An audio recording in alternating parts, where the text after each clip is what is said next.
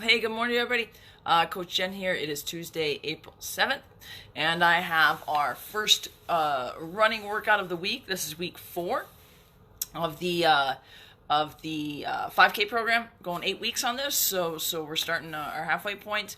One thing about these workouts, the Tuesday, Thursday, they're going to be time based. So very similar to what Saturdays was like with the 2 by 8 minute time trials.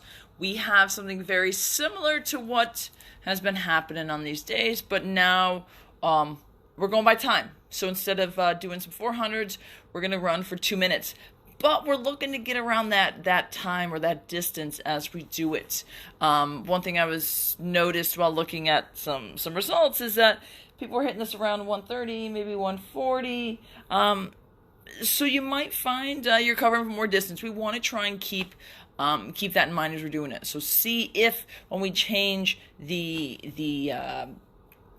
stimulus, I guess we could say, going time versus distance, that we maintain the same pace, that we're running about the same mile pace here. A couple notes on this too is you'll see that we are shortening the rest too. So the first week or two, I believe we did 2 minutes of rest.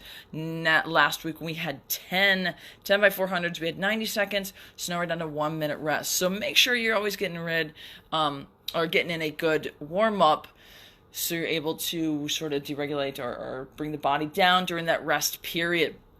I've made some notes before about doing nasal breathing. That's always a thing you should be practicing even when you're not running. But that's one thing I want to point out here. Shorter rest, we want to cover about that same distance. And then make sure afterwards you stretch your feet and ankles. Easy things. Let's see if I can do it sitting here.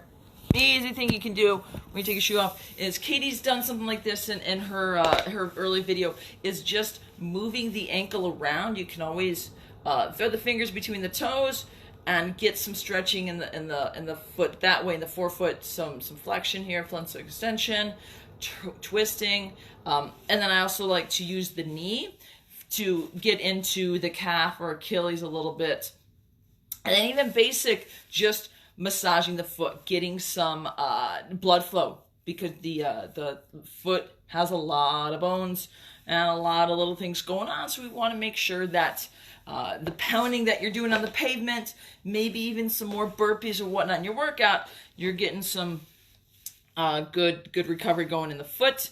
Another thing you can do is if you found with working from home now that you're standing up a lot, maybe you've created a standing desk somewhere, that you're getting some stretching in there, or even doing some running drills.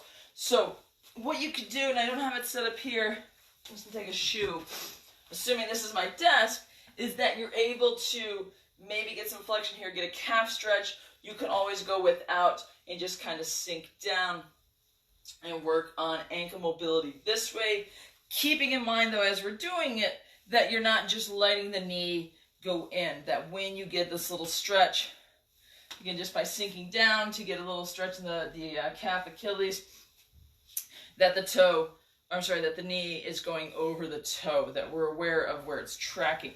I got this nice step here, so this is something I like to do before I go out running, is just to put my foot up and get the nice calf stretch. Let me get the camera, nice calf stretch this way. Another thing is, and it's linked in the blog post, I need to finish that for today, but there's a drill that I have, about 3 or 4 drills before running that I have listed, and one of them is like the bunny hop and lean, or that foot pull. So that's just something you can do when you're at your desk, is just come up, do some heel raises, and just kind of getting used to this motion.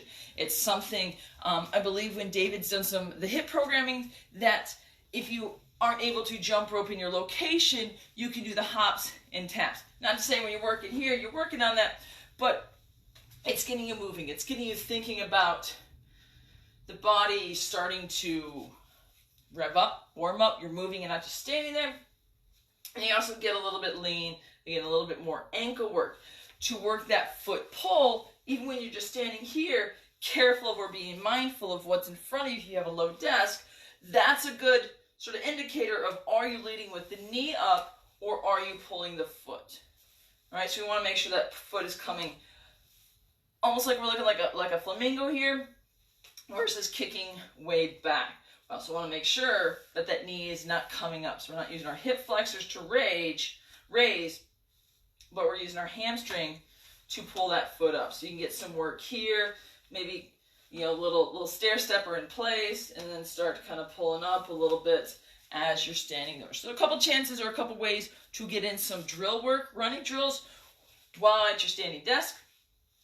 And then, like I said, get some ankle stretching in here as you're standing there. Again, if you can find something, maybe a book, if you have a dumbbell at home that you can prop your foot up, get some calf stretching in there. So once you're going from your work day, before you start your cocktail hour, maybe you hit your workout right afterwards, you've got a little bit of stretching in, so you're ready to go get your burpees, get your jumps, get your running, get whatever else. One thing I want to mention, and I skipped over it, let me come back to my picture here.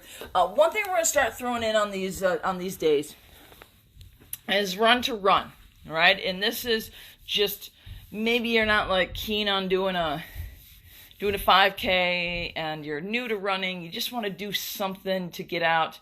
Run to run is just that workout. It's there to just get out, to do something.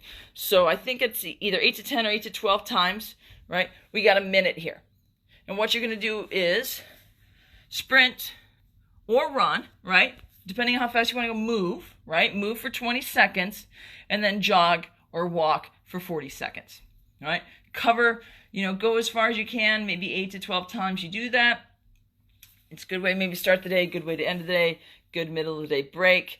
Again, ways you can just move. Instead of just kind of going out and running, there is some purpose to it. Maybe your 20 seconds is the length of a block, right? Something like that. Maybe you're able to go around a track or maybe down at the mall. Again, sprint or run, go faster and then go slower.